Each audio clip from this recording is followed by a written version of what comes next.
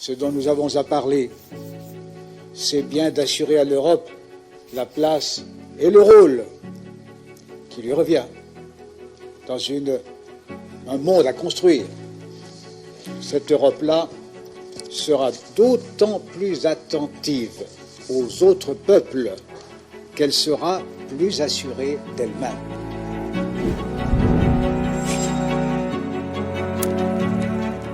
Depuis l'origine de la communauté, j'ai défendu, comme beaucoup d'entre vous, l'idée que nous devions construire une Europe sociale.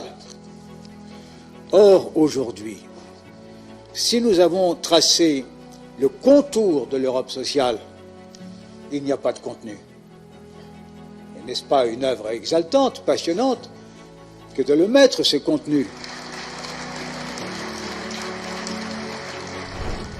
L'Europe des cultures, mesdames et messieurs, c'est l'Europe des nations contre celle des nationalismes.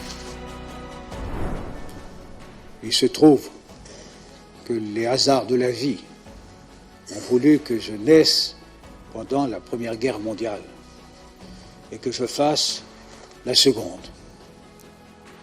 J'ai donc vécu mon enfance dans l'ambiance de familles déchirées qui toutes pleuraient des morts et qui entretenaient une rancune et parfois une haine contre l'ennemi de la veille.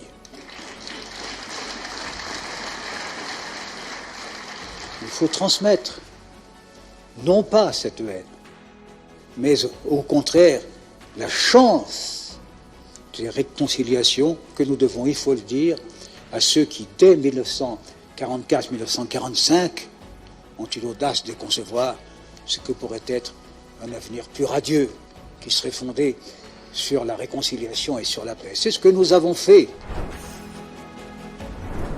Le nationalisme, c'est la guerre.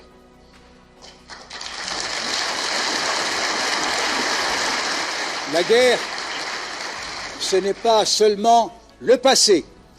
Cela peut être notre avenir. Et c'est nous, c'est vous, mesdames et messieurs les députés, qui êtes désormais les gardiens de notre paix.